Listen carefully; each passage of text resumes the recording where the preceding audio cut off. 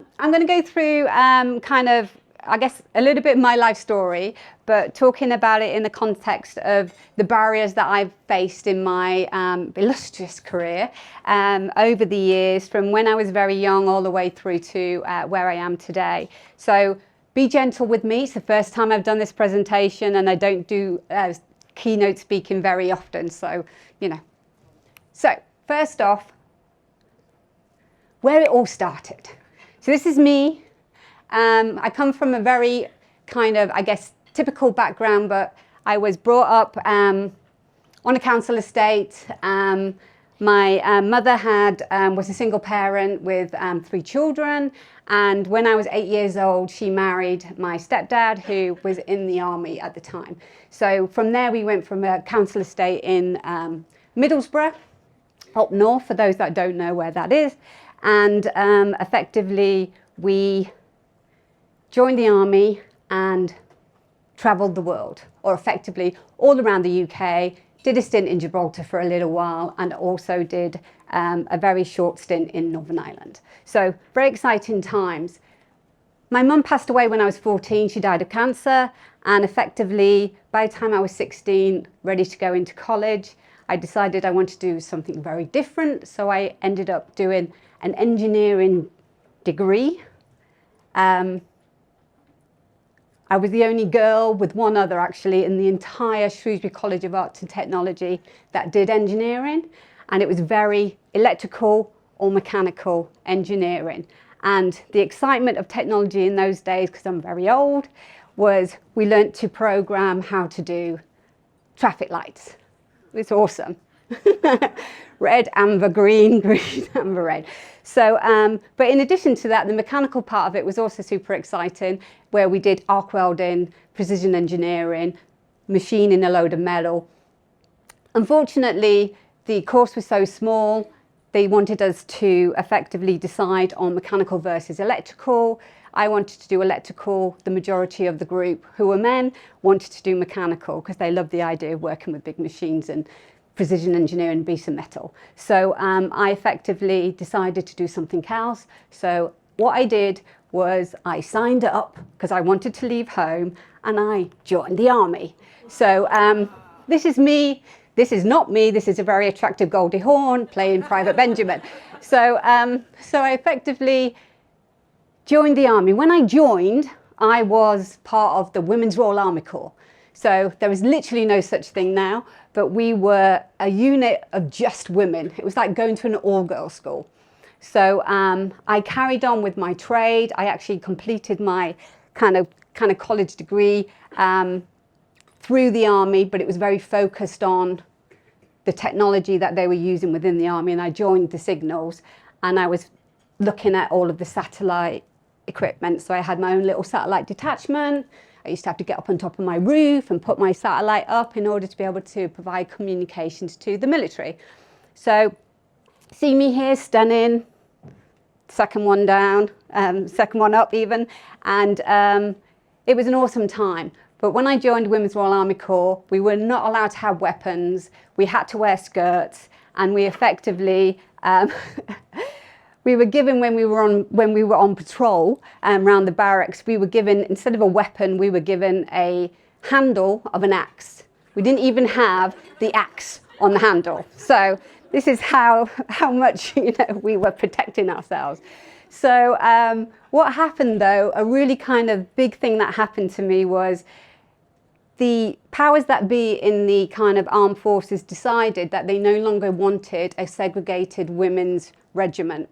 So they changed it to become an amalgamated armed forces. So all of us women were effectively merged into the males' military units, and I became the first woman in what was called 30 Signal Regiment at the time, of 450 men, but a few of them were all doing the same trade as me. So it's very exciting, very scary. And the first thing that they noticed when I joined this regiment was that I had no bloody clue what to do with a weapon, and I absolutely didn't know anything about some of the the kind of things that those guys were doing in their training that we never even got to see or we never even got to do. So the first kind of part of my journey there was establishing myself as a soldier. And then my career kind of took off in the army, where I had to kind of prove myself as a tradesperson. So it was very exciting, and I really wanted to be a tradesperson, doing my job, going out to lots of exciting places like Bosnia and Turkey and lots of other places that I'm not allowed to tell you about, otherwise I'll have to kill you. So it was a very exciting time, but it was also quite stifling and really, really physically hard. So the amalgamation also meant that they pitched both the strength and the physicalities of men and women on an even par. And as much as I would love to say we're awesome as women and we're very strong and we're very resilient and we're very fast, the Olympics has men competing against men and women competing against women for a reason. So it was very physically draining, and kind of technology was kind of, my trade was really where I wanted to be. So I decided at a pivotal point in my life, even though I loved my job and I loved what I was doing and I loved the people I was working with, and there was a lot of male testosterone around, and there was a lot of people who really didn't understand the role of women in the army, and had spent many a career year without there being any women in their regiment, I decided to leave and join what we call Civvy Street, and take a job, because the technology boom was happening and you could get more money out there in the world. So I left the army. I did a year resettlement, which I thought was pretty awesome. And then I effectively went to work for another company who used to provide communications to us when we were in the army. And then I left there and I joined Visa. So my journey at Visa, it's been amazing. So I've spent over 20 years at Visa, and my career has been effectively the biggest squiggle you can imagine. And I think for all of us, there's no real trajectory in any career, and a lot of times you have to take a step sideways in order to move and to progress. And one of the key things that I found when I had my children was that I would say that was back in the day, and my career effectively stalled. Both my children I had within 3 years, and I probably lost about 5 years of my kind of trajectory in terms of my career as a consequence of that. But it also meant that, sorry, I'm going to move on to my next slide, which is, hey, moving into business. So it also meant that I had to prove that just because I had children didn't mean I wasn't capable of doing my job. I still wasn't the best candidate for promotion, and I was still extremely ambitious. And I still am ambitious, maybe not as much as I used to be, but still extremely ambitious. And when I first came back after my first child, and appallingly, we only got like 16 weeks maternity leave, I was kind of almost put to the side and, deal with the administration of things rather than being given everything meaty or exciting. So I felt I had to like prove myself all over again and, really be kind of the best and, spend longer hours in the office in order to do that. So it was a really difficult time. But, I overcome, I persevered, and I was able to kind of, move on from there and move around and then move up eventually. So here's kind of, just some experience. And by the way, we don't always have lunch and go on volunteering, but we do serious work here. But I just wanted to kind of give you an experience in terms of my career. And I think one of the things that I wanted to just talk to you guys about is one of my biggest barriers, and it's gone with me throughout my entire lifespan, is really this aspect of imposter syndrome. And I know everybody probably hears about it, speaks about it, knows about it. And I was kind of doing this kind of looking at what is imposter syndrome, what does it really mean? And I effectively was like looking at these descriptions here going, oh my God, all of those, all of those that at some time or other I have experienced, probably the superhero and the kind of natural, actually all of them. So, and I don't know if any of these resonate to you. And I think, you know, sometimes the biggest barrier to my career has been me. I'm my biggest barrier. You know, I'm my worst critic. I'm the person who kind of like, somebody might say something that's a little bit kind of flippant, or somebody might say something that's a little bit, to them doesn't really mean anything. It's very innocuous, and I will take it and I will bring it inside and I will grow it to the point where, you know, I'm just awful. This is like, what am I doing? Nobody wants me. And if anybody who was my boss would ring me up and say, you know, Debbie, can we have a meeting? I'd be like, what have I done wrong? That would be like the first thing. What am I in trouble for? What have I said? What have I done? So struggling with that and trying to manage that and manage myself, and quite frankly be kind to myself, has been a journey, and is still a journey, and I'm still kind of progressing through my career, and a lot of hard work and perseverance. And I do feel I you know, have resilience, and I'm very resourceful, and I think all my life circumstances and work experience has really helped me to kind of to grow to grow on that. So that's kind of where I'm at. And the reason why I put a unicorn here is because I had this awesome talk by this lady who talked about us focusing on imposter syndrome, and she was like, you know, you need to turn that around and think of it as the unicorn effect, right? We're all unique, we're all different, we're all our own people, we all have our own, you know, our own kind of things that we need to go through, but we also have our own strengths. And I think sometimes you've just got to turn things around and kind of look at yourself and think, actually, there's only one me and I'm amazing. And how do I now prove myself and prove to others that I'm amazing? And actually, why do I even have to prove myself to others? Because at the end of the day, you know, it's all about your own confidence and, like I said, being kind to yourself. So I wanted to also show like my family and my dog, who I got through COVID, because like who didn't get a puppy in COVID? So so they've been a great and aspirational help to me. Naturally, I have two boys, so I got Poppy because she's a girl.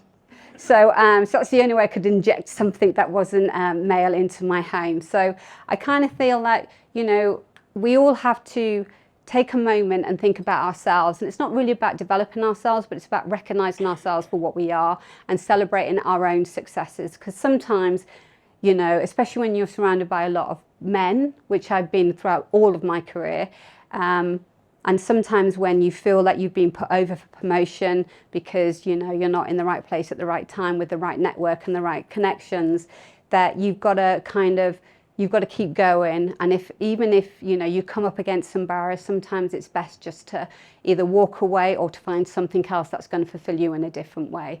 So I would really encourage you all to kind of spend a little bit of time on yourselves and think about yourselves in these, as opposed to taking everything personally like I did for probably 3/4 of my career. And then I just want to finish off with, when this moves. Sorry, it's not moving. Just kind of finish up and say, like, you know, diversity matters. The reason why we have diversity is for that kind of diversity of thought, diversity of feelings. And this is an awesome room to be in, by the way. So thank you all for coming. Really kind of appreciate it, and your support by not falling asleep while I'm talking. I wanted to kind of encourage everybody, if you're not, to find ways in which to inspire inclusion, which is the theme for the International Women's Day this year. And one of the jobs that I have, in addition to like my day job of managing a team of product and technical managers, is as part of the Women in Tech ERG, and we have Bookie here who's sitting over there if you're interested. But so we do a great job in terms of community around kind of retaining and development and attraction of women into technology. So it's great to see you all. And then finally, I'm going to finish up. I do not know what the time is, and I was really worried I would either run out of time or waffle too long. So these are my top tips for running your best race. So first off, find a way to get past the hurdle. You can either jump over it, you can walk around it, you can knock it over and step over it, and sometimes you need to know when to just walk away. from this hurdle. So what is the hurdle? Are you the hurdle? And find a way to get past that hurdle, because in our lives, whether it's personal or professional, there are thousands of them. And take one hurdle at a time. Second, mentors and sponsors matter, but make sure that they're the right match for you and they change when you change. I have had some absolutely awful sponsors. I had an absolutely awful one who told me once that he didn't see what my potential was, and he also didn't see, where I would go next. And at the end of the day, it was a bit like, then why are you sponsoring me? And the reason he was sponsoring me was because it looked good for him to sponsor a woman. So it was a bit like, at that point, it was very difficult because he happened to be sleeping with the HR business partner, but I managed to. It wasn't in this company, and then I managed to get a different sponsor. So that was. But what I'm saying is that sometimes you need sponsors for certain things in your life, and you just need to think about. And a sponsor can be anybody. Sometimes it helps if they're a little bit more senior than you, because they can get your visibility out there. But you need to change them as you change, and there's nothing wrong with having a mutually beneficial relationship that then comes to a natural end, and then you move on. Third, we need to be allies. In my career, there's been, and it's been long and winding, but in my career, there was very much if there was 10 leaders and one of those leaders was a woman, and that woman decided to leave, that was the only opportunity for another woman to step up. So rather than have a 1 of 10 chance, you had a 1 of 1 chance. So we need to be allies for each other. We need to kind of lift up. It's a very competitive world, and we don't need to make it more competitive on ourselves by kind of dragging other people down because we're scared that they're going to take that one and only opportunity. And we need to kind of create opportunities as we go. And then last is emotional intelligence. It's a weapon in our arsenal. I think, displaying empathy, understanding our own emotions and the emotions of others as we kind of travel our career. It's been a huge part of my journey. Sometimes I've turned that emotional intelligence too often internally, but actually I really feel that for me, with my team, with my peers, with my managers, it's understanding and being able to kind of empathize with them and kind of work through and use kind of emotions in a positive way and not necessarily in a negative way is super important, and we kind of all have it. So it's definitely that. So that is it. So thank you. thank you. I do not know what the time is. I've probably gone well over, so apologies, but Q&A if anybody's got any questions for me.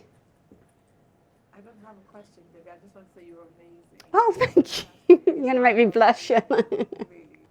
Thank you. I read somewhere that says your sponsor chooses you, but you choose your mentor. But how do you find the right mentor? I was at an event, you talked about church, send people DMs on LinkedIn, reach out to people. But we're in a world where I don't want to feel like I'm a bother to you because I need help with career direction, especially in a space where, or in a country where I am trying to get familiar with, newly in this country. So how do I find the right people to guide me through my career path? Because it's very needed. So, and I'm sure there's lots of people in this room as well, like our panelists and others who would be more than happy to chirp in. But for me, I think it's kind of, when it comes to mentors, it's about what is it you want mentoring on? Where do you kind of need help? And that might be something that's personal, or that might be something that's kind of professional. And sometimes it's really, I think, picking mentors. Most of my mentoring relationships have been kind of accidental or like informal.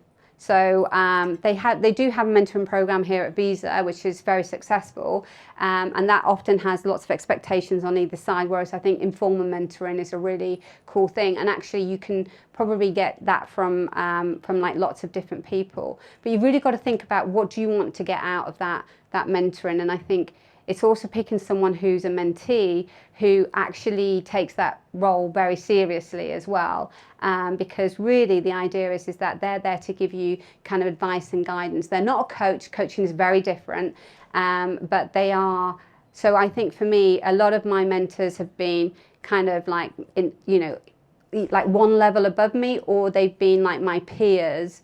Although I did recently do reverse mentoring, where I was mentored by more junior people, and I think it's what do you want to be mentored on, and that might not be something that's relevant to anybody that's in your organisation. But if you're in an organisation like Visa, we have people who work in corporate comms, and people who work in finance, and people who work in HR, and people who work in all of these different kind of areas of the business. And they might be able to help you with certain things and certain areas that you want to be mentoring in, and also give you an avenue into different aspects of opportunities and roles that you have as well. I don't know if anybody else, someone with a hand up, don't we? Oh, we have two. I just wanted to say on the topic of mentoring, so I'm the director of Women Who Code, and we run mentorship programs ad hoc and throughout the year. So please come and join. And if you Google, you will find other organizations who mentor as well. Like Kijigo is another place where you can go and find mentoring. So just keep an eye out. But I would say the easiest way, if you want an ad hoc mentor, go to Women Who Code, and you'll find someone there. Thank you. Thank you, and thank you so much for taking the time to share your story and journey with us. You mentioned that you started your career or journey into tech around 17 or 18.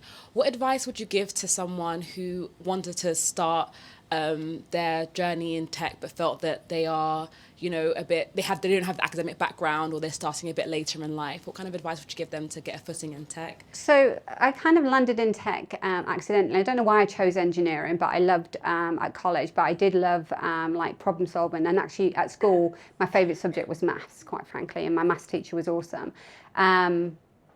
And then when I joined the army, I didn't want anything to do with like systems technology. I actually wanted to be a radar op. I wanted to be like that cool person that stood in front of the screen and was saying, something's coming. Unfortunately, the only posting that they had was in the Outer Hebrides, and I thought, I'm not cut out for that life. So I think technology is all around us, and I think technology is so accessible, irrespective of whether you've got a degree and whether or not you're, and it's not even just about coding, right? Technology is so much more than coding. Coding is a huge part of it, and we head up a team that's got development and testing, but also there's architecture, there's business analysis, there's so many different roles, and we do this thing with Women in Tech where we talk about all of the different roles that are in technology. And I think technology is like accepting of anybody in any background, and it's just having the confidence in yourself to apply for it, even if you don't have the 15,000 different language skills that you need, or that, because a lot of jobs that used to be advertised were very specific. Must have, must have, must have, must have. And there's been a lot that's been done by talent acquisition and by HR as a rule to kind of try and kind of make that a little bit more general and less about essential key skills and criterias. And having a passion for the subject, the topics, and what you want to do. And if you want to move within technology within a company, then understand a little bit about the technology that company works in. But nobody knows everything about anything, right? So I think that it's also applying for roles where the people that you're applying for, because an interview goes two ways. You're interviewing them as much as they're interviewing you, applying for roles where those people are also willing to take a bit, not necessarily a risk, but are willing to kind of, look at you for your potential and your ability to be able to get on with the job. Because we only ever get good at something when we do it. I just think it is, I would really encourage more people to join technology. If you've all got phones, then you're all touching technology every day, right? So I kind of think that it isn't necessarily, I mean, it'll be difficult to get on a new college grad program because that's specifically looking for people with degrees. But there's so many more things like early entry we do, like apprenticeships here at Visa. So there's technology apprenticeships where they take people in from 16 from college and then they put them through the degree and then they give them experience of technology, as well as kind of returning people from you know, who've been on long-term leave, be that maternity or whatever. So I think that there's loads of opportunities out there, and it's less so about how many qualifications do you have, but also about your attitude and your potential as an individual. So everybody, I'm sure that there are more questions, but we're going to keep the night moving now. And I know when we've got networking later, if you've got any questions that you haven't had the chance to put to Debbie, track her down and ask her the questions. I'll be there. And if you need to, my email is loved@visa.com. So there you go. What a fabulous email address. Put your hands together for Debbie Love, everybody.